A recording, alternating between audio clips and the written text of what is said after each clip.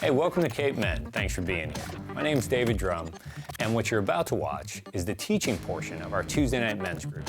If you're interested in learning more about who we are and what we do, be sure to look in the description of this video for the links to Facebook and Instagram. Thanks for being here. Hey, welcome back. Who's glad to be here tonight? Wow, very nice, very nice. You almost convinced me.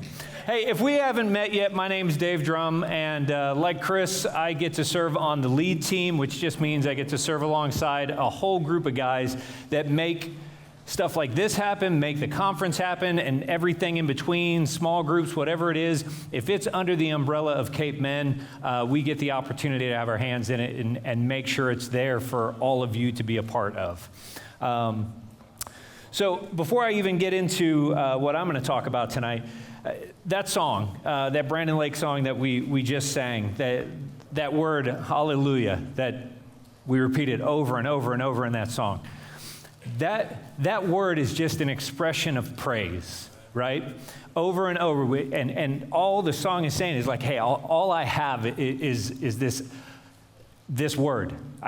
Everything else is going to fall short, but I can just praise you with what I have, the gift I have, the talent that I have, the story that I have. And that's really what tonight is about. We're going to give God some praise through some stories. So who was here for the conference? I saw like a ton of hands, which is awesome. Who came to the conference and this is your first time here? Give it up for these guys. That's awesome. I'm excited about that. So Pastor Andy Kaup did an amazing job. His story, his testimony was extremely moving. But my question is, like, why? Why, when we hear a story like that, a testimony like that, why does it affect us? And I think it's because we, is that me? That's horrible. Sorry. But, why does it affect us so much? And I think it's because we just like to hear these stories about people who have overcome something, right? And I don't think it's just because we like the Cinderella story or the David and Goliath, not just because we root for the underdog, but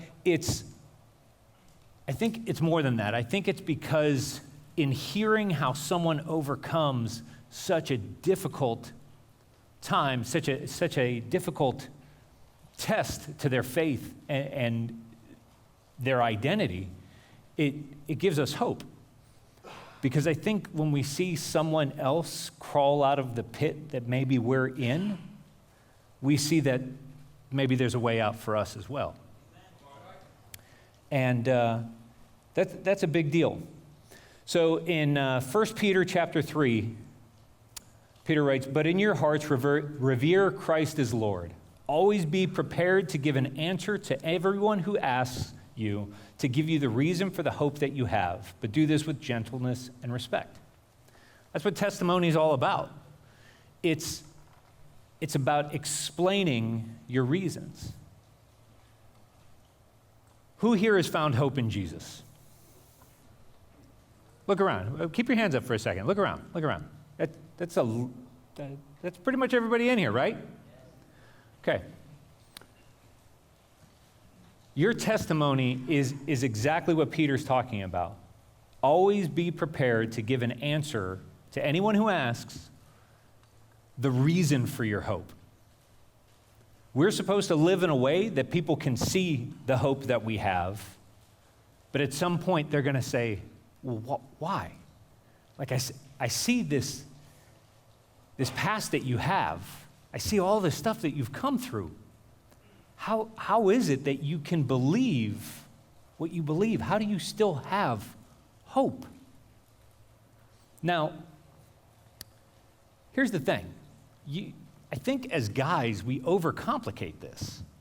We think we've got to be theologians and we've got to have chapters and verses and, in Lamentations 7, it says, no, You don't need chapters and verses to give the reason for your hope. But Peter does tell us you have to be able to explain the reason for your hope. See, it's your testimony, and honestly, you can't tell it wrong. And nobody can tell you you're telling it wrong. It's your testimony. It's what God did in you, what God did through you, and how he helped you get out of that pit. See, I would wager that everybody in here has a testimony that could change someone else's life if we told it. But beyond that, what I know is there are guys in this room, and I know a lot of the stories, there are guys in this room that their testimony won't just change lives, it'll save lives. And that's a big deal. So, in Revelation 12, it says, they triumphed over him, they being the church, triumphed over him, being the enemy of our souls, Satan. They triumphed over him by the blood of the Lamb and by the word of their testimony. They did not love their lives so much as to shrink from death. So the blood of the Lamb is Jesus, and the word of our testimony. Now it says they did not love their lives so much as to shrink from death. What that means is that the church wasn't so concerned with their status, with how people perceived them, what people thought of them, their friend groups, their social media status, whatever it is. They weren't so concerned with those things that they held back their testimony. But why is that testimony so important? Because again, we are explaining why we have hope. Why we can take this thing that someone else would look at and go, man, how did that not break you? Oh man, let me tell you, not only did it not break me, it built me. And God created me through that. See, that reason doesn't have to be a 30-minute story. I think, again, guys, we overcomplicate this. It's as simple as saying, man, and I find it's really effective for people who've known us for years, and they watch us transform in front of their eyes. And they're like, man, I know you, and you're different now. Yeah, man, I used to be angry. I used to be consumed with everybody else's approval. I used to be bitter and just hate a lot of people. But now I've got peace. I can care about people, even if they're different than me. I've got this gift that was given to me. I have this grace in my life. And the thing that's different from over here to over here is Jesus. Guys, that's a testimony right there. You're filling in those blanks. I used to be, but now I'm, and the thing in between is Jesus. And the great thing about that is when they ask how, why, and you give them that 2-minute testimony, that's going to draw them in. Man, what is that all about? Like, how did you get from there to there? Man, if you want to hear it, I'll tell you. Like, here's the thing. People who don't believe what we believe may not want to be preached to, but if you get them asking, man, how did you do that? Man, I didn't. But let me tell you how God did. Let them invite you into the conversation. That's a big part of sharing your testimony. But again, Revelation makes it very clear that the blood of the Lamb and the word of our testimony is how we defeat the enemy. And I think that's a pretty big deal. So, speaking of big deals, that opener from the conference.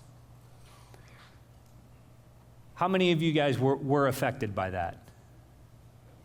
Okay, I gotta be honest, gave me chills. I got to watch it a couple of times as they were doing the run-through before the conference started. Gave me chills. gave me chills because I know the story. And now you guys are going to as well. Guys, welcome to the stage my friend Rob Pape.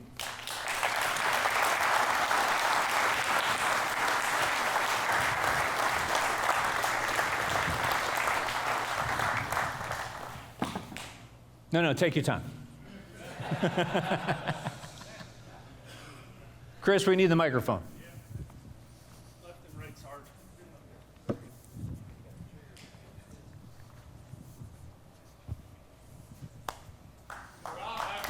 What's up, fellas?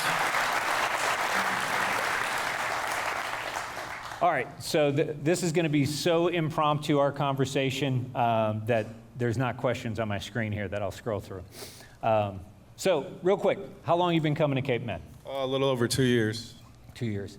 I know this might be a loaded question, but has this place affected your life at all? Tremendously. Okay. So, all right. What has changed in your life since you started attending Cape Med? Give me the 2-minute testimony like we were just talking about. My whole life has changed. My attitude, the grace that I have, the thankfulness that I have, knowing where my source of strength now comes from, just knowing that I can go to Him to solve every problem instead of trying to use brute force in my head that doesn't work. So you would say you were fairly self-reliant before. Oh, 100%. And now you're reliant on God. Absolutely. Okay. So tell me a little bit about the first time you were here. The first time. The very first time I walked in here, I was completely broken, just beat up, nothing. I was done, completely done. And I sat at Dennis Sheldon's table, and he read it off of me in 2 seconds. And that man has never given up on me, nor the minute he saw me, he said, I know, and I'm here, and I love you. And it's probably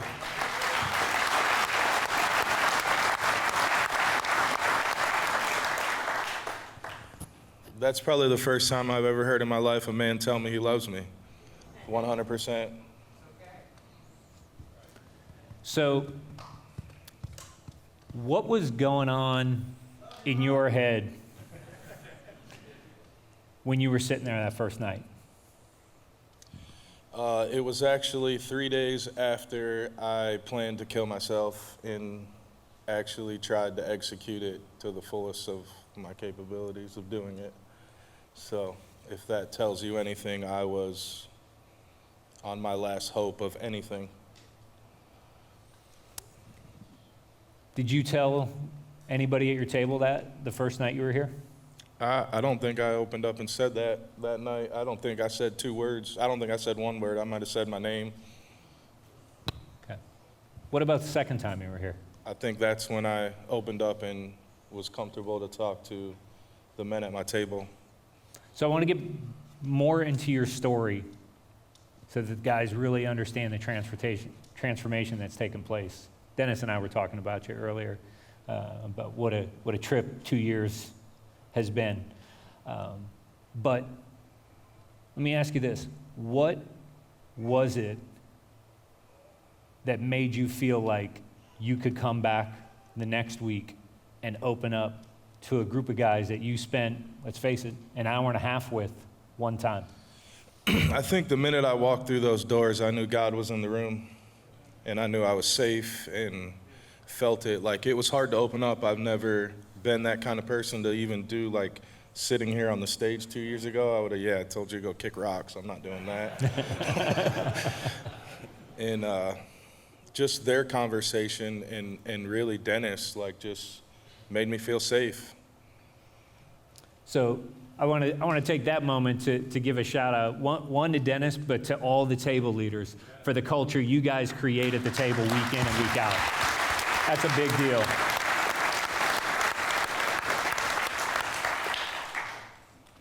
So You said 2 years ago you wouldn't have been down for coming up here and telling your story. But why are you willing to come up here tonight? Because I know it's going to save lives. And if I can save one life, I did my job.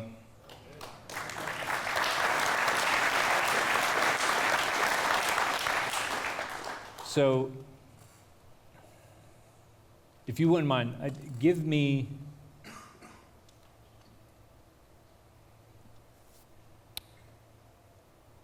why did you feel like you had to give up 2 years ago?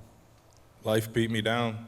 Every aspect of it, work, family, relationships, kids. I mean, I've got a list that probably never ends of reasons to do it. Okay. And at that time, what community did you have that spoke any life into you? Zero. Okay. So,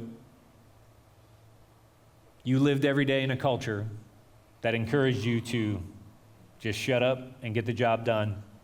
100%. Rely on yourself. Yeah. And when you couldn't, what did that make you in the world's eyes? Worthless. A failure. Not enough. Not doing your job right. Not going to be nothing. Now, what have you learned over the last 2 years that has changed that? Those are all lies.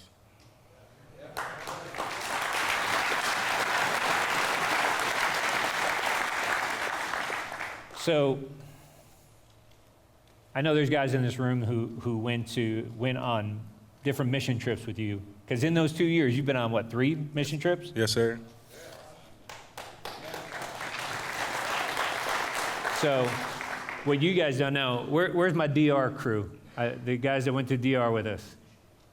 How many times did this guy just spontaneously belt out singing while we're working on that house down there? A dude this big is amazing. I can speak to the impact he's had in that circle and on me. But I also know that when you went to Mississippi, you opened up to that. Where are those guys at? Where's the Mississippi crew? All right. So I know that you guys had the opportunity to share testimony up there, and I know you opened up to those guys. And as a result, obviously I know you're going to keep the specifics to yourself, but what happened when you shared? I think it made the other guys comfortable to share their testimonies. They knew they were in a safe place, and if this guy's that screwed up, I'm probably not that bad.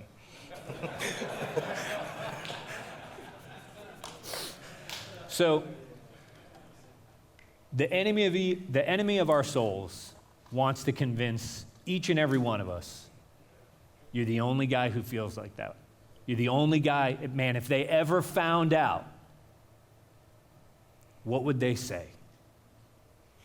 Well, let me ask you, when they found out, what did they say? They open arms. We love you. Your mistakes don't matter. Jesus matters. Look at all the good things you're doing in life. Like, you've led us on this missions trip. Like, I've never, I don't know. It felt like really good to know that they looked up to me, and I feel like a nobody a lot of the times, you know? Like, who am I? Well, you're son of the one true king. That's right. So, if you thought, or if there was a guy in this room tonight that was feeling what you felt 2 years ago, what would you say to that guy? I would tell him you're loved, you're worth a lot more than you think.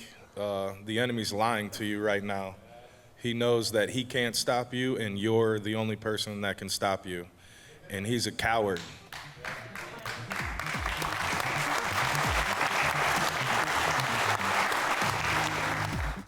Hey, thanks for watching the video. We hope you enjoyed it. Now, Cape Men's more than just a Tuesday night men's group. So in order to find out all that we have going on, be sure to follow us on Facebook and Instagram. And click that subscribe button to stay up to date on all of our video content.